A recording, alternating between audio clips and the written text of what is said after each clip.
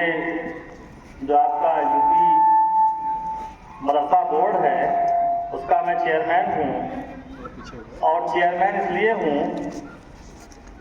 क्योंकि हमने 23 साल तक स्कूल और यूनिवर्सिटी में पढ़ाई की है। अगर मुझे तालीम मैं हासिल ना करता तो शायद आपके सामने इस तरह से ना खड़ा होता।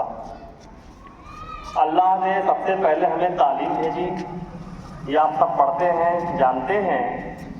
और अल्लाह ने तालीम के भेजने के 11 साल के बाद नमाज भेजी, और नमाज किसी हाल में माफ नहीं है।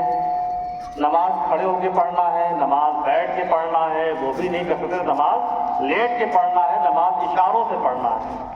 अल्लाह ने जब नमाज की इतनी बड़ी अहमियत दे दी तो उसके 11 साल पहले भेजे हुए तालीम का मर्तबा क्या होगा।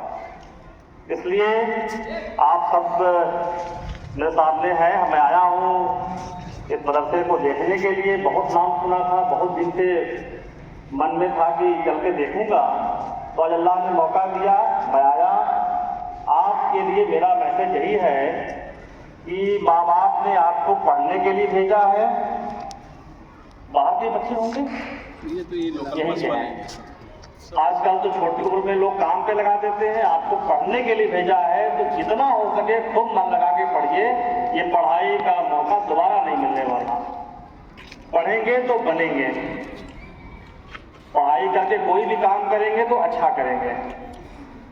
इसलिए हमारा मैसेज यही है कि जब तक माँ बाप ने मौका दिया है, इतने अच्छे माहौल में, इतना अच्छा फैसिलिटी के बीच में आप पढ़ाई कर रहे हैं, तो ये आपका मुकद्दर है।